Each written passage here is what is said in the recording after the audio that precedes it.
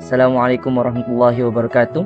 My name is HUZAIFAH bin Muhammad Sabri, and I'm from DKI 2A KKTM KUANTAN. Today, I want to talk about global warming. So, what is global warming? Global warming can be defined as a long-term increase in the Earth's average surface temperature, primarily caused by the human activities such as burning fossil fuels and deforestation, which release greenhouse gases into the atmosphere. So, how does global warming occur? So, we receive energy from the sun to warm the earth. Some of the energy is kept back into spaces, while some of it held by the Earth's atmosphere. Earth would be 0 degree Fahrenheit with no atmosphere, instead 60 degree Fahrenheit with atmosphere. When we add greenhouse gases by burning fossil fuels, less of the energy is kept back into space. As a result, the Earth heats up. Let's take a look at this graph. These graphs are the level of carbon dioxide in our atmosphere over thousands of hundreds of years. But this spike in carbon dioxide at the very end, that took off during Industrial Revolution. We started breaking CO2 records in 1950 and we haven't stopped since. The example of greenhouse gases is carbon dioxide, CO2, sulfur hexafluoride, SF6, methane, CH4, and nitrous oxide, N2O. There are many side effects of global warming. One of them is the effect of global warming on human health. Many researchers and scientists predict that there will be significant changes in human health as a result of global warming. For example, global warming can cause heat stroke, hay fever, asthma, dengue fever, cardiovascular disease, and mental health disorder. Other than that, global warming will cause the low productivity of agricultural products. The increased frequency of heat waves is one of the major effects of global warming. An extended period of intense heat brought on by rising temperature may have a detrimental effect on crop development and growth. In addition to affecting pollination and flowering and raising the danger of pests and disease, heat stress can impair crop yields. The domino effects of this harm to the agricultural productivity is the collapse of food production, which will cause spiraling prices, and as our capitalist utopia breakdowns, billions starve as our world gets violent and messy really quick, kind of like zombie apocalypse, but with hunger spreading instead. Global warming also to melt the polar ice cap, which caused the rise on sea level. Rising sea level forced us to abandon many of our greatest cities and all of the social and scientific progress that were making within.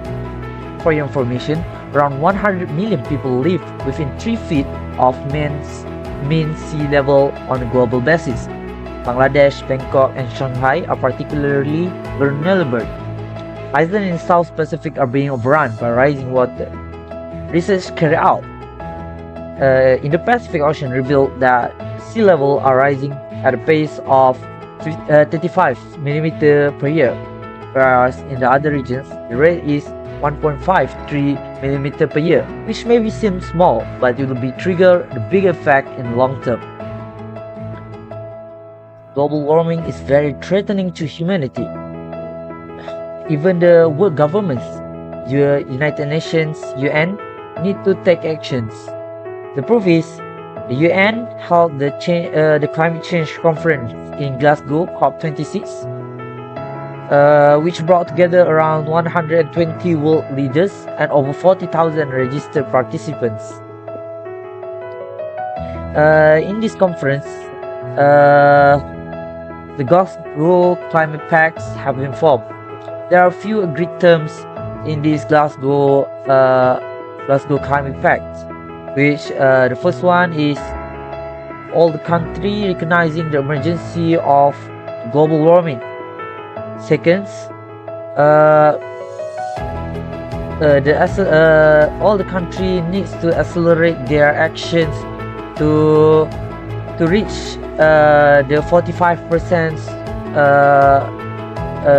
carbon dioxide emission reducing. Third, all the country will try to moving away from fossil fuels like petrol and coal. Fourth,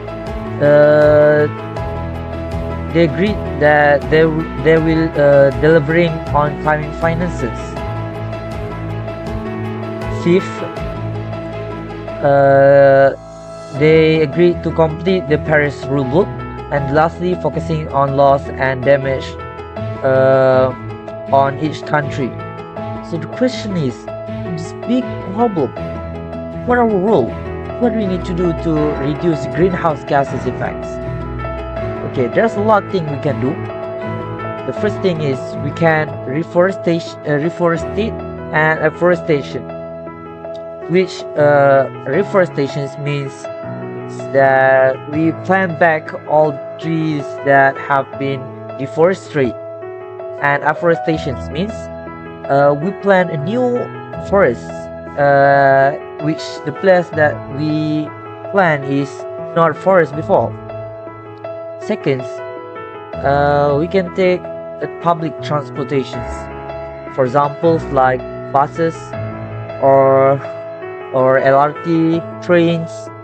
Because when less transportation is used, so the greenhouse gases emissions is reduced. Lastly, we need to reduce carbon footprint. There are a few things that we can do to reduce carbon footprint. First, we can reduce electricity usage at home. Second, use biodegradable laundry detergents. Third, use the least polluting vehicles like bicycle or scooter to go to the place that we want to go. Lastly, use public transportations. Lastly, just for conclusions, I want to highlight a few things from my video. The first thing, the thing is, the global warming is very dangerous and threatening the humanity. So we need to cooperate with each other, because the works that needs to be done is not just a single person works. That's all from me. Thank you.